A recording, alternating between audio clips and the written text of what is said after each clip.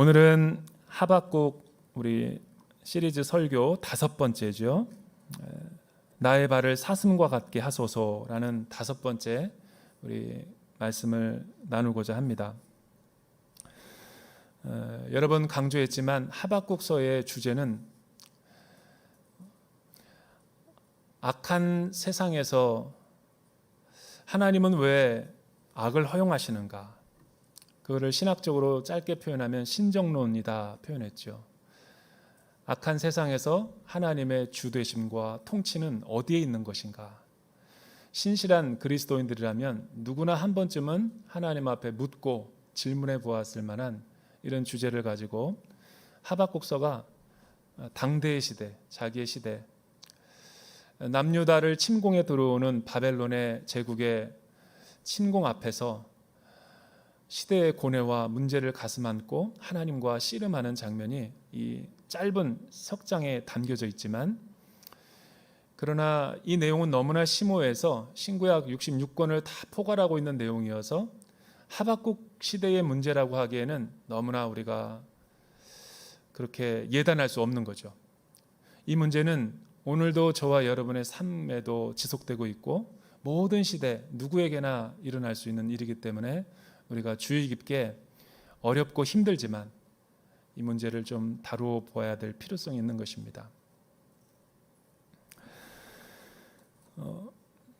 고난이 오게 되면 이 고난은 두 부류의 사람으로 가르는 것을 알 수가 있습니다. 한 부류의 사람들은 고난을 통해서 극심한 고통과 아픔을 통해서 신앙을 버리는 사람들이 있고, 그러나 어떤 사람들은 참기 어렵고 힘든 이해할 수 없는 고난과 고통의 문제 앞에 직면해서 하나님을 깊이 체험하고 하나님의 깊은 사랑에 언약의 관계를 회복하는 것을 볼 수가 있습니다. 왜 이런 일이 일어난지는 알 수 없지만 하나님은 이 고통을 통해서 누구나 다 구원받기를 원하시고 하나님의 하나님 되심을 깨닫기를 원하시며 이 역사 가운데서 자기 자신을 드러내고 계시하고 있는 것입니다. 고난은 우리가 다 이해할 수 없고 다 헤아릴 수 없습니다. 그러나 이 고난은 어떻게 우리가 이해하느냐에 따라서, 어떤 자세로 맞이하느냐에 따라서 그 결과가 너무나 크게 차이가 난다는 것을 성경은 말씀해 주고 있습니다. 세종에서 오는데 제 머릿속에는 이 설교에 대한 주제의 내용을 많이 이렇게 이 테이프를 돌리면서 이렇게 왔는데 많은 상념이 지나가는 거예요. 그동안 제 목회 생활 가운데서 짧은 시간이었지만 너무나 다양한 성도님들의 그 애환, 그리고 고통, 눈물, 어떻게 위로를 해줘야 될지 모를 만큼 이 비참한 생활 가운데서 하나님을 갈망하고 부르짖는 많은 성도들이 계셨어요. 제 교육전도사 때 제자의 가정에 일어난 일인데, 성악가에 다니는 친구인데 사랑하는 아버지를 갑자기 뜻밖의 그 가정을 해서 잃게 됐어요. 온 장례식은 울음바다가 됐고, 그 불의의 사고로 돌아가신 나이도 별로 안 되신 아버지를 또 하나님 나라에 보내드리면서 온 가족과 교우가 슬퍼했던 너무나 믿음이 신실한 이 가족이었는데 그 고통을 잊을 수가 없어요. 그런데 며칠이 못 돼서 또 하나의 장례가 일어났어요. 그 가정에. 바로 그 동생, 그 아들이었죠. 그러니까 두 남자가 일주일 사이를 두고 장례가 일어난 거예요. 제가 목격한 거로는 그 어머니는 그 자리에서 쓰러지셨어요. 고3이었던 아들이 배구 체육 시간 때 뇌진탕에 걸려가지고 죽음을 맞이하게 되는, 무슨 말로도 또 어떤 그 인간의 언어로는 도저히 위로할 수 없는 충격적인 사건. 그렇게 해맑고 늘 하나님을 찬양하던 우리 형언니의 입술 속에서 오랜 침묵이 지났습니다. 계속됐습니다. 장례가 다 끝나고 나서 그냥 이렇게 기도해 주던 생각이 났는데, 여러분, 우리 인생에는 왜, 어째서, 도대체 어떻게 이런 끔찍한 일이 나한테 일어날 수 있는가? 하나님 앞에 묻고 따질 수 있는 일들이 비일비재합니다. 서울에서 목회를 할 때 너무나 참 신실한 집사님이시고 교회에 헌신했던 집사님이셨어요. 그런데 그 아들 이 레스토랑을 개업한다고 해서 같이 블레싱하며 기도해 줬는데 장사도 굉장히 잘 됐어요. 너무 잘 돼서 너무나 행복한 듯한 그 가정이었는데, 결혼한 지도 얼마 안 되고 애도 얼마 2살 배기였는데 영업을 마치고 집에 돌아오는 중에 교통사고로 그만 소천을 하게 된 거예요.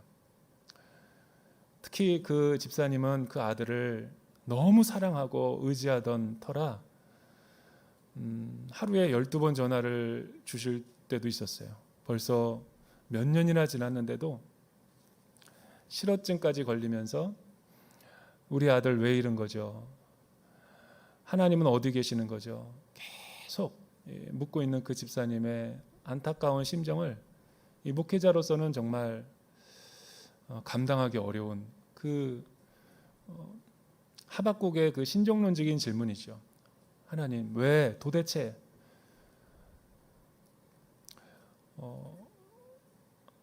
도대체 저에게 왜 이러시는 겁니까? 그게 그분이 남긴 한마디였어요. 하나님이 도대체 왜 하나가 지나가면 또 다른 일이 일어나게 해서 나를 괴롭히는 거냐고. 여러분, 우리 인생 가운데는 이해할 수 없고 또 표현할 수 없는 너무나 고통스럽고 끔찍한 일들이 많이 일어나죠. 그러나 우리가 그리스도인으로서, 하나님을 믿는 자녀로서 잊지 말아야 될 한 가지 사실은, 고통당하는 사람들에게 함부로 이야기해서는 안 되는 거예요. 그거는 이렇기 때문이다, 그거는 이런 이유 때문이다, 그렇게 말할 때마다 고통당하는 사람들은 더 큰 아픔을 경험하게 되기 때문에 저는 침묵으로 위로해 주는 게 가장 그 성도님들을 예우 있게 우리가 대하는 것이다 생각합니다. 왜냐하면 그것이 성경에서 우리에게 가르쳐주고 있는 지혜이기 때문에 그래요. 이 세상에 일어나는 많은 고통과 악의 문제들을 보면 어떤 것은 분명한 원인과 결과의 이유가 있어요. 그러나 두 번째는 이해할 수 없는 이유로 해석되지 않는 모순적인 상황 때문에 일어나는 일들도 있습니다. 또 어떤 이유는 하나님만이 아시는 이유가 있어요. 성경의 많은 이 인물들 가운데 요나와 다윗 같은 경우는 자기의 실수 때문에 고통을 당하는 경우도 있었습니다. 성경은 분명히 그것을 언급하고 있고, 바울과 예레미야 같은 경우는 믿었던 사람, 신뢰했던 사람, 가장 모든 것을 나눴던 그 친한 옆에 사람에게 배신을 당해서 고통 가운데 있었던 것을 성경은 기록하고 있어요. 마리아와 마르다 같은 경우는 갑자기 사랑했던 오라버니 나사로가 죽게 되자 큰 상실감에 고통을 당하는 것도 성경은 다루고 있죠. 그러나 가장 이해할 수 없는 것은 예수님의 죽음이었죠. 예수님의 죽음은 죄도 없으시고 잘못한 일도 없으신 하나님의 본체이신 그 아들이 고통당하고 이해할 수 없는 아픔을 경험하는 이 세상을 구원하기 위해서 고통의 한복판으로 돌아오셨고, 그분의 죽음을 두고 많은 사람들은 해석이 안 됐어요. 그러나 하나님 편에서 봤을 땐 하나님의 완전한 사랑과 공의가 이루어지는 초월적이고 영적인 사건으로 자리매김되었다라는 거죠. 그것을 믿음의 눈으로 바라보는 사람들은 분명 우리가 하나님이 내 아픔과 내 슬픔과 고통 가운데 함께 계신다라는 것을 믿음의 눈으로 바라보게 되면 우리는 넉넉히 어떠한 고통이라 할지라도 그 고통을 감내하고 이길 수 있어요. 그래서 성경 66권과 하박국서가 우리에게 강조하는 주제는, 포인트는 하나입니다. 왜 고통이 다 일어나는지는 성경이 설명해 주질 않아요. 따라서 목사도 모르죠. 그래서 우리가 더 조심해야 될 필요가 있는 거예요. 욥의 세 친구들처럼 입이 있다고 해서 다 말해서는 안 되는 거예요. 두 번째 분명한 것은 고통을 왜 허용하시는지 알지는 못하지만 분명히 알 수 있는 것은 하나님이 우리를 포기하지 않으시고 우리를 끝까지 사랑하시고 하나님의 절대 주권과 선하신 계획이 있다라는 것은 분명히 알 수 있어요. 왜냐하면 그런 분이 아니라면 하나님이 어째서 자기의 모든 것을 내려놓고 죄 많은 이 세상 가운데 저와 여러분들을 대속하고 죄에서 구원하시기 위해서 자신이 스스로 우리의 죄에 대한 고통을 대가를 지불하셨겠냐라는 거예요. 이런 단초를 갖고 오늘 말씀을 우리가 들어갈 때 조금 더 열린 마음으로 오늘 메시지를 마무리할 수 있게 될 겁니다. 하박국서는 3장은 왜 어째서 어떻게 그런 일이 나에게 우리 민족 가운데 일어날 수 있습니까? 라는 질문에서 시작했지만 원망과 불평, 이 두 번째 장에서는 하나님이 묵시와 환상을 통해서 하박국 선지자에게 메시지를 선포하죠. 이해가 안 된다 할지라도 너는 믿음 안에 머물러서 신실하게 살아야 된다. 왜냐하면 나는 절대 주권을 가진 하나님이기 때문이다. 이 메시지를 하나만 정해놓고 다 이해는 안 됐지만 하박국은 그거를 수용하면서 하나님의 얼굴을 기다리고 주께로 나아가는 것을 보게 됩니다. 그리고 기도가 끝났을 때는 찬양으로 하나님의 응답을 듣고 찬양으로 시기온옷 형식에 맞춰서 하나님의 이름을 높이고 있는 것을 보게 되죠. 사실은 이 찬양을 드린다고 해서 그가 하나님의 섭리를 다 깨달았다는 것은 아니에요. 이해가 안 된다 할지라도 하나님은 선하시고 의로우시며 자유로운 절대 주권을 가지신 하나님이심을 주권적으로 선포하고 있는 거죠. 그랬을 때 하박국서의 내면에 또 우리의 모든 이런 믿음을 가진 성도들에게 어떤 변화가 일어나는지를 오늘 가르쳐 주고 있는 거죠. 그때 17절 이런 고백을 할 수 있는 거예요. 우리 같이 한번 읽어볼까요? 17절에 있는 말씀 시작.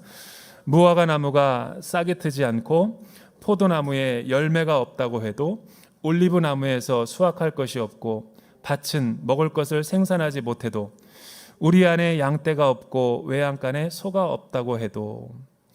여러분, 하나님 앞에 죽자 살자 매달리기로 정말 간청하고 기도했는데 기도가 끝나고 눈을 떠보니까 내 삶과 주변에 일어나는 현상이 내 기도와 정반대되는 일들이 일어나면 얼마나 놀랍고 충격이 되겠어요. 그런데 지금 눈을 떠보니까 바벨론이 16절에 우리를 침략하려고 오는 백성들에게 닥칠 재앙의 날을 조용히 나는 기다리고 있습니다. 바벨론 제국이 코앞에 있는 거죠. 그리고 그들이 침략을 하고 난 뒤에 결과까지 환상을 통해서 보게 된 거예요. 17절에는 없고라는 말이 다 모든 것을 수놓고 있죠. 왜? 이 침략한 제국들이 모든 가산과 재산과 모든 식량들을 약탈해 갖고 살인과 살육을 했기 때문에. 그래서 밭에도 모든 그 과수의 열매들도 외양간에도 모든 것이 피폐해지고 황무지가 돼버리고 절망 상태로 변해버린 것을 목도하고 있는 거죠. 나의 모든 것을 잃어버린다 할지라도 나의 시선을 하나님께 놓치지 않고 하나님만을 바라보며 의지할 수 있는 사람이 있다면 그 사람은 진짜 하나님을 신뢰하고 사랑하는 사람일 거예요. 여러분, 하나님은 가끔 이해할 수 없는 일들을 내 상황과 삶 가운데 허용하실 때가 있어요. 왜냐하면 내가 평안하고 평안할 때보다 잘 나갈 때보다 고통 안에서만 느낄 수 있는 하나님의 연단과 또 나를 새롭게 하심과 나를 새 창조로 이끌 그 하나님의 훈련 방법이 있기 때문에 평상시에는 잘 못 느껴요. 기뻐할 땐 하나님이 나에게 속삭이고 우울한 날에는 하나님이 나와 대화하시고, 그러나 고난이 찾아올 때는 하나님이 메가폰을 들고 확성기로 말씀하신다. C.S. 루이스가 말했죠. 그만큼 고통은 무조건 우리가 나쁘다라고 평가절하하기보다는 그 고통이 우리의 영혼을 하나님께로 더 인도한다라는 것, 또 하나님과 나와의 관계를 새롭게 하고 가깝게 한다라는 면에서는 굉장히 유익하다라는 것을 성경의 많은 기자들이 증언하고 있는 것을 보게 됩니다. 여러분, 영광이라는 단어, 이 물이 바다를 덮은 같이 모든 민족과 열방이 하나님의 그 선하시고 의로우신 절대 주권을 깨닫는 날, 물이 바다 덮은 같이 주의 영광이 우리를 덮어버릴 것이다. 2장에서 하박국이 예언을 했는데, 메시아가 다스리고 하나님의 나라 통치가 온전히 임할 때 일어나는 사건이죠. 근데 그 영광이라는 히브리어 단어가 카보드예요. 카보드. 이 카보드라고 하는 단어는 가장 많은 무게가 나간다라는 말을 뜻하는 거예요. 그런데 왜 영광이라는 단어를 성경에서 이렇게 반복적으로 계속 많이 쓰냐면, 가장 이 세상에서 무게가 나가는 가치는 하나님 한 분뿐이기 때문에 그래요. 대상이. 그래서 하나님께 합당한 영광을 돌려드려라 라고 시편 기자와 많은 성경의 기자들이 선포하고 예언하는 거죠. 때로는 우리 안에 슬픈 일과 고통스럽고 일어나지 말아야 될 일들을 경험하는 때가 와요. 해석도 안 되고, 그러나 분명한 것은 그 고통과 극한 슬픔을 끝나고 났을 때 우리는 이해할 수 있는 것이 한 가지가 있어요. 내가 얼마나 영적인 세계보다, 믿음의 세계보다, 영원한 세계보다, 하나님보다 더 우선과 가치를 많이 둔 그 대상에 대한 상실감을 통해서 더 내가 슬퍼하고 있다는 것을 자각하게 되는 거예요. 그런데 그것을 잃어버리고 나서야 비로소 얼마나 나는 무가치한 존재고 얼마나 영원한 세계, 믿음의 세계가 그렇게 내 인생 가운데 소중하다는 것을 다시 한번 발견하게 되는 거죠. 왜냐하면 나의 영광의 무게가 하나님보다는 눈에 보이는 것과 세상의 것들, 사람에게 더 많은 관심과 애정이 쏟았기 때문에 그런 거죠.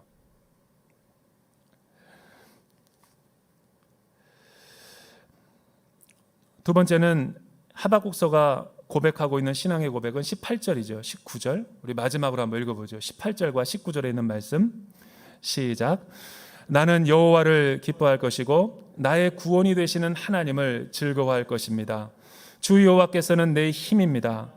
그분은 내 발을 사슴의 발처럼 만드시고 그분은 높은 곳에서 나로 하여금 뛰어다니게 하십니다. 이것은 지휘자에 의해 현악기에 맞춰 노래한 것입니다.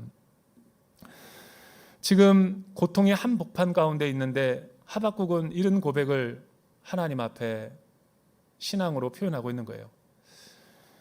주님은 나의 힘이십니다. 나의 구원이십니다. 나는 어떠한 상황이 내 눈앞에 펼쳐진다 할지라도 하나님을 잃어버리지 않을 것입니다. 여호와를 기뻐할 것이고 즐거워할 것입니다. 왜냐하면 주님만이 내 삶의 힘의 근원이기 때문에 그렇습니다. 이런 고백을 하자 내 마음에 커다란 심경의 변화가 일어나요. 그러니까 모든 나의 문제를 고통의 문제 또 내 자신의 문제로 축소시켰을 때는 그거밖에 안 보였지만 이 문제의 핵심을 하나님으로 영광의 축을 옮기고 하나님은 선하시고 주권자이시며 다 이해가 안 돼도 하나님은 나에게 말씀하신다. 이 믿음을 갖고 있는 사람들에게는 하나님이 음성을 들려주세요. 하나님이 그 고통 가운데 함께 하시면서 이겨낼 수 있는 영적인 자원을 우리에게 주시는 거죠. 그리고 나의 발을 힘을 주셔서 사슴과 같게 하신다. 우리가 세렝게티라든가 이런 일반 사파리의 그 사슴들을 보면 평원에서 노는 사슴은 이런 시편의 이미지를 이해할 수 없어요. 시편은 유대 광야의 사슴과 사냥을 이렇게 표현했을 거예요. 유대 지경은 산악지대에 굉장히 높고 험하거든요. 바위도 있고 돌무더기들도 되게 많고 신비한 것은 아무것도 없는데 그 광야에 1시간 동안 들어가면 샘물이 있고 폭포수가 있어요. 광야의 신비죠. 그런데 그런 지역에서 고원에서 사는 이 사슴들은 보면 말 굽이 달라요. 그리고 순식간에 그 바위와 그 돌무더기들을 딛고 높은 점프력을 이용해서 고원지대까지 가는 거죠. 내셔널 지오그래피 보면 이런 여러분 사냥과 사슴들, 높은 히말라야 고원에 사는 사슴들을 많이 보셨을 거예요. 그렇게 우리를 만들어준다는 거죠. 고난이 사라지게 하겠다는 게 아니에요. 고통을 없애주겠다는 것이 아니죠. 하나님이 함께 그 고통과 고난을 나와 함께 이길 수 있도록 힘과 영적인 자원을 주시겠다는 거죠. 그래서 사랑하는 성도 여러분, 인생을 살아가면서 때로는 한밤에 기도를 해야 될 때도 있고, 도대체 나한테 왜 이러시는 겁니까? 얼마나 더 내 삶의 고통과 내 바닥에 드러나야지 하나님은 나에게 고난을 멈출 겁니까? 라고 하소연과 통곡과 원통함을 고백할 때도 있지만, 다 이해할 수 없고 하나님의 섭리를 다 우리가 깨달을 수 없죠. 제가 두 아들이 있는데 첫째 아들은 너무 정신없게 기른 것 같고, 둘째는 너무 늦게 나가지고 얘랑 너무 나이 대화하는 게 이게 참 커뮤니케이션이 어려워가지고, 특히 이 아이는 이 태어나자마자 스마트폰이 거의 그 손에 쥐어질 만큼 이 그런 세대 가운데 자랐어요. 근데 얘가 가끔 나한테 하는 질문들을 보면 영적인 참 많은 통찰력을 주는 질문을 할 때가 있어요. 어느 날 나는 분명히 올바른 얘기를, 진리를 얘기하고 있다는데 이런 이야기를 아이가 하는 거예요. 아빠, 잔소리 좀 그만 좀 하라고. 너무 했던 얘기 또 하니까 힘들다고. 이 아이가 이런 얘기를 하면 내가 충격을 받았고, 또 하나는 어느 날에는 이거를 해라. 엄마 아빠가 이걸 원하니까 이렇게 해라 그랬더니 이 아이가 하는 말이 너무 놀랐어요. 제가 하긴 하겠는데 엄마 아빠가 시켜서 왜 해야 되는지를 좀 나한테 설명을 해달래요. 이 꼬마 아이가 이렇게 얘기하는 걸 보면서 순간 내가 뭐를 얘기해야 될지 까먹어 버렸어요. 이제 자의식이 강해지니까 하긴 해야 되겠는데 하겠는데 왜 내가 해야 되는지 좀 납득할 만하게 설명을 해달라는 거예요. 그래서 제가 이렇게 대답했어요. 재원아, 그거는 순종이 아니다. 그건 동의지, 동의. 부모 말을 네가 동의하는 거지 아빠가 너에게 원하는 거는 순종이야, 순종. 순종이라는 것은 너가 이제 9살인데 아빠 엄마보다 훨씬 더 인생을 살아보지 않은 애가 다 설명해줘도 너는 몰라. 그러니까 엄마 아빠를 신뢰하고 너는 그냥 따라오기만 하면 돼. 그게 하나님께서 말하는 순종이야 라고 이야기했더니 못 알아듣더라고요. 못 알아듣더라고요. 아멘 나올 줄 알았어요. 나는. 하나님이 우리에게 하는 거 꼭 그런 거예요. 우리는 고통에 대해서 모든 설명, 이유, 해석 다 달아주면 알 것 같아요. 그러나 그렇지 않아요. 하나님이 우리에게 응답하시지 않고 침묵하는 이유는 이야기하지 않아도 되기 때문에, 이해할 수 없기 때문에 침묵하는 경우가 많아요. 왜냐하면 하나님은 영원하신 분이고 우리는 유한하고 이 시간과 공간의 제한 가운데 있는 존재이기 때문에. 아들과 부모도 이렇게 커뮤니케이션이 안 되는데, 그래서 오늘 시기오노세 마체 지휘자의 손을 바라보고 나의 인생의 행로를 맡기라는 거예요. 우리를 인생의 음악의 노트로 표현하고 연주자로 표현하고, 우리는 하나님의 손가락 끝만 바라보면서 믿음으로 신실하게 살아가면 된다라는 거죠. 한 걸음 한 걸음 하나님께서 우리를 주도하시고 인도하시기 때문에. 제가 예전에 읽은 책인데 영어예요. No Graven Images라는 그 책이 있어요. 이 책을 쓴 사람은 우리가 너무 잘 아는 사람이에요. 1966년에 위튼 칼리지에서 에콰도르 중남미로 선교를 갔다가 살해당하고 처참하게 죽임을 당한 유명한 짐 엘리어트 선교사님들 그 팀의 이야기지요. 여러분, 그 아내가 엘리자베스 엘리엇이에요. 사실은 그녀가 그의 남편의 모든 유작들을 다 썼죠. 전능자의 그늘 아래, 영광의 문, 굉장히 많은 책들을 썼습니다. 근데 이 책을 굳이 번역하자면 이런 거예요. 인간이 만든 형상이 아닌 이라는 제목의 책이에요. 근데 이 책에서 저자는 무엇을 이야기하냐면 하나님은 왜 그 고통이 우리 인생 가운데 필요하고 일어나야 되는지를 다 설명해 주지 않는다라는 거예요. 그런데 무신론자들이나 타 종교나 인본주의적인 신앙을 가진 그리스도인들은 자기가 꾸며낸 자기가 만든 신의 하나님으로 하여금 자기가 듣고 싶은 이야기를 해석하는 경우가 많이 있어서 이를 그르칠 때가 많다라는 것을 지적하기 위한 거죠. 한 번은 짐 엘리엇이랑 결혼하기 전에 그녀도 선교의 명문 가정이기 때문에 굉장히 오래전부터 젊은 나이 때부터 선교에 헌신했어요. GBT 성경 번역 학교를 졸업했고 많은 교회와 성도들이 물질을 헌신해 주셔서 그 물질을 갖고 스칼라십을 받고 생활하면서 많은 것들을 배울 수 있었죠. 그녀의 소원은 하나였어요. 언어가 없는 성경을 읽지 못하는 부족에게 가서 하나님 앞에 영광 돌리는 삶. 그런 아름다움에 매료가 되어 짐 엘리엇이 프로포즈를 하죠. 먼저 중남미에 가서 선교를 하고 있었던 거예요. 그런데 에콰도르에 도착했을 때 그 나라의 독특한 그 아카오 부족의 그 언어를 해석할 수 있는 그 사람을 만나게 해달라고 미국에서부터 기도했대요. 하나님, 오랜 기도가 쌓여서 신실한 선교사로 이렇게 훈련시킨 거죠.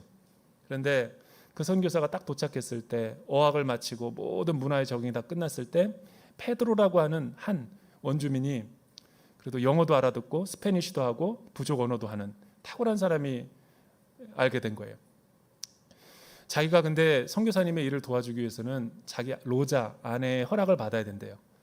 그래서 초대를 했죠, 집으로. 그래서 어느 날 집으로 해서 가는데 집에는 자녀들이 많고 그 로자라는 아내가 있었어요. 그런데 갑자기 그날 갔을 때 페드로는 이 몸이 사지가 굳어버리고 또 이렇게 몸이 뭐가 감염이 돼가지고 큰 열병을 앓고 있었어요. 그때 선교사들은 기본적으로 페니슐린과 주사기를 갖고 다녔어요. 기본 상비약. 왜? 원주민들이 너무 많은 병에 걸리니까 그런 거를 배우고 이제 선교지로 떠나는 거죠. 그래서 정중하게 이 페니슐린 고통을 조금 감내주도록 약을 투여해도 되겠습니까? 허락을 받고 기도하고 투여했어요.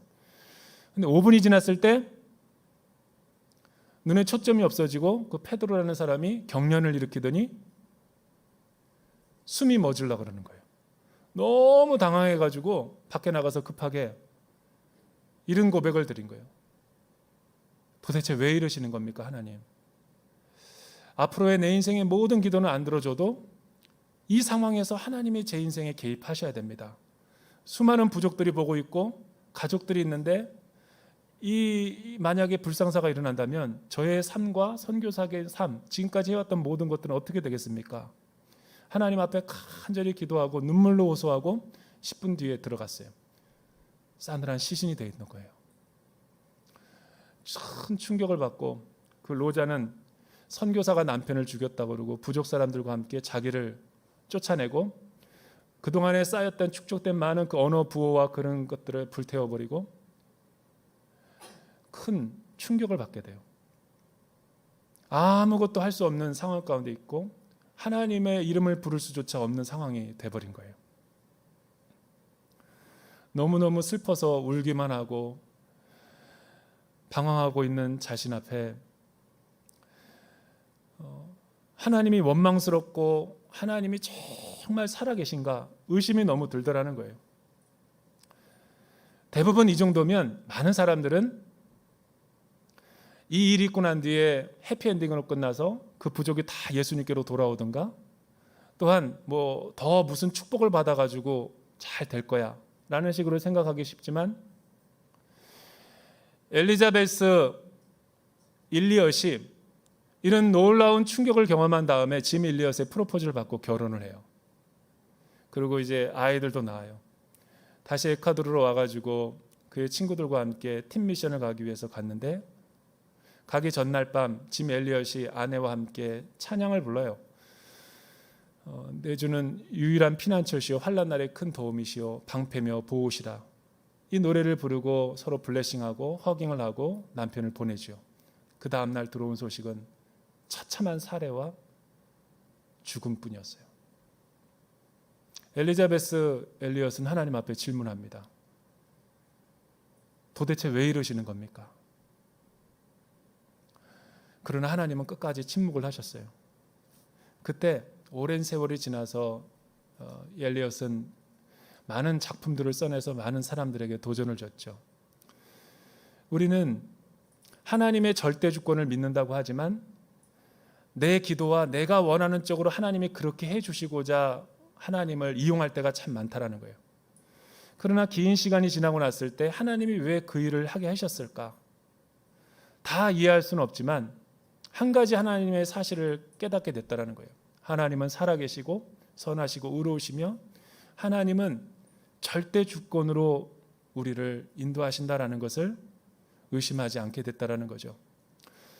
여러분, 우리는 너무나 무신론자들처럼 신앙생활을 할 때가 참 많아요. 여러분, 무신론자들은 그 악과 고통에 대해서 책임과 모든 그 원인조차도 이해하지 못하고 강한 사람이 약한 사람을 잡아먹는 식으로 그렇게 진화되고 그렇게 우리는 선택된 존재다라는 것밖에 해석이 안 되죠. 그러나 많은 무신론자들과 많은 그리스도인들이 왜 하나님이 악을 행하시고 선하시다면 어째서 이런 일이 나에게 일어날 수 있다라는 선과 악의 개념을 우리에게 주신 것은 그 선과 악의 개념은 최상의 개념인 하나님의 성품에서 나오는 개념이지 우리가 만일 선과 악의 개념을 뚜렷이 알지 못한다면 진화론자들이나 무신론자들처럼 강한 사람이 약한 사람을 잡아먹거나 동물의 왕국에서 사자가 사슴을 잡아먹어도 그거는 선과 악의 개념이 아니죠. 그냥 자연스러운 거죠. 여러분, 우리의 삶에는 다 이해하고 해석은 안 돼요. 그러나 하나님은 다 아시고 모든 것을 크신 계획 가운데 두시고 계시다라는 거죠. 한나는 고통을 당했던 여인이죠. 처음에는 자녀가 없어서 자기가 이런 고통을 당하고 있다라고 해서 축소시켰어요. 그래서 그 자녀를 문제를 가지고 하나님 앞에 기도를 하고 부르짖었지만 하나님이 깨닫게 하신 그녀에게 주신 마음은 자녀의 문제가 아니라는 것을 알게 됐어요. 그 당시 패역한 이스라엘이 우상 숭배와 하나님 없이 살아가는 하나님의 살아있는 말씀이 없는 그 하나님의 고통과 심정을 한나가 기도하다가 깨달은 거죠. 그리고 자기의 자녀를 주시는 것도 하나님이시지만 그 자녀를 나실인으로 하나님 앞에 드리겠다라고 고백한 거죠. 자녀를 달라고 했던 건가요? 아니죠. 하나님의 고통을 이해하고 하나님의 나라로 자신의 헌신하고 의탁하게 된 거예요. 우리 일상에서 일어나는 일을 다 우리가 하나님이 스스로 되어서 판단하거나 해서는 안 돼요. 이해가 안 된다라도 하나님의 절대 주권을 의심하지 마시고 지금까지 걸어왔던 길처럼 끝까지 가시면 하나님이 우리의 삶을 가장 의로운 길로 인도하실 거예요. 그렇게 역사하실 주님이 여러분들과 함께 하실 줄로 믿습니다. 기도하겠습니다. 사랑하는 주님, 하박국 선지자의 5가지 질문을 우리는 5주 동안 살펴보았습니다. 이 순간에도 많은 성도님들이 이해할 수 없는 일로 고통당하고 코로나 재난 가운데 슬퍼하는 영혼들이 있을 것입니다. 주님, 하나님과 함께 이 고통의 시대를 이겨나갈 수 있도록 힘과 능력을 허락하여 주시옵소서. 하나님을 끝까지 신뢰하고 의뢰하는 믿음의 사람들이 되게 하여 주시옵소서. 예수님의 이름으로 기도드립니다.